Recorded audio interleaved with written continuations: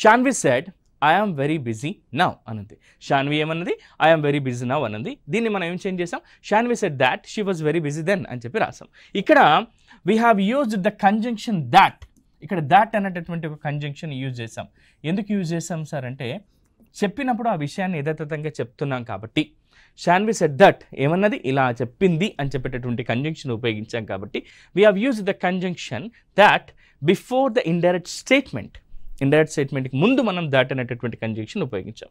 అలాగే the pronoun I is change to she. నేను చెప్పాను, ఒకవేళ ఫెమినైన్ జెండర్ అయితేనేమో షీ అని, మస్క్లైన్ జెండర్ అయితేనేమో హీ అని రావాల్సి ఉంటుంది. ఏంటి సార్ ఈ ఫెమినైన్ మస్క్లైన్ అంటే?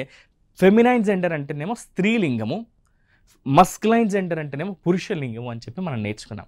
స్త్రీ పురుషులు అంటాం కదా, ఆ విధంగా. సో ఇక్కడ ఇది ఫెమినైన్ జెండర్ కాబట్టి ఐని కాస్త షీగా మార్చాము. Next the verb am present be form. ఇది ప్రజెంట్ బీ ఫామ్ యామ్. ఇది ఎలా చేంజ్ అయింది సార్ అంటే పాస్ట్ బీ ఫామ్ వజ్గా చేంజ్ అయింది. నెక్స్ట్ ద అడ్వర్బ్ నౌ, ఇప్పుడు అనేటటువంటి అడ్వర్బ్ ఏదైతే ఉందో ఈజ్ చేంజ్ టు దాన్. అది ఏ విధంగా మారిపోయింది? దెన్, అప్పుడుగా మారిపోయింది అనమాట. ఇలా ఈ 3 స్ట్రక్చర్స్ని మీరు గుర్తుపెట్టుకోండి. 3 స్టెప్స్ గుర్తుపెట్టుకుంటే చాలు, ఈజీగా మనం డైరెక్ట్ ఇండైరెక్ట్ స్పీచ్లోకి మార్చేయచ్చు. సెంటెన్సెస్ని ఈజీగా మార్క్స్ కూడా సంపాదించవచ్చు. ఫస్ట్ స్టెప్, ఇచ్చినటువంటి డైరెక్ట్ స్పీచ్లోని కామాని తీసేసి దాట్ అనే కంజంక్షన్ని రాయాలి. నెక్స్ట్ ఇన్వర్టెడ్ కామాస్లోని విషయాన్ని తీసేసి ఇచ్చినటువంటి సబ్జెక్ట్ని బేస్ చేసుకొని ఆ ప్రొనౌన్ని చేంజ్ చేయాలి. ఆ తర్వాత అందులో ఉన్నటువంటి అడ్వర్బ్స్ కానివ్వండి, లేదంటే అడ్జెక్టివ్స్ని కానివ్వండి, కొంత చేంజెస్ చేయాల్సి ఉంటుంది. మనం అడ్వర్బ్స్ని నియర్నెస్ కాస్త డిస్టెన్స్గా మార్చాల్సి ఉంటుంది. ఈ స్టెప్స్ కనుక మీరు గుర్తుపెట్టుకుంటే చాలు. సింపుల్గా 3 స్టెప్స్ గుర్తుపెట్టుకోండి. ఫస్ట్ స్టెప్, డైరెక్ట్ స్పీచ్లో ఉన్నటువంటి దాన్ని కామా తీసేసి దాట్ అనే కంజంక్షన్ యాడ్ చేయాలి. ఇన్వర్టెడ్ కామాస్లో ఉన్నటువంటి విషయాన్ని, ఇన్వర్టెడ్ కామాస్ని ఇండైరెక్ట్ స్పీచ్లో తీసేసి ఆ ప్రొనౌన్ని చేంజ్ చేస్తే చాలు. అక్కడక్కడ ఉన్నటువంటి మేజర్ వర్డ్స్ని చేంజ్ చేస్తే సరిపోతుంది. అయితే words expressing nearness in time or place or generally changed into words expressing distance అని చెప్పి చెప్తున్నాం.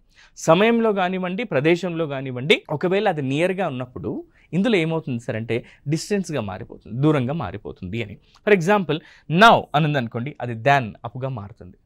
నౌ అంటే దెన్గా మారుతుంది. హియర్ అనేది దేర్గా మారుతుంది. హియర్ అంటే ఇక్కడ, దేర్ అంటే అక్కడ. చూసారా డిస్టెన్స్ మారిపోయింది కదా, అలా. నెక్స్ట్ అగౌ అంటే పూర్వము, బికమ్స్ అంటే బిఫోర్, ముందు అన్నట్టుగా వస్తుంది. నెక్స్ట్ డాజ్ అంటే సోగా మారుతుంది. టుడే అని అంటే దట్ డేగా మారుతుంది. టుమారో అంటే ద నెక్స్ట్ డేగా మారుతుంది.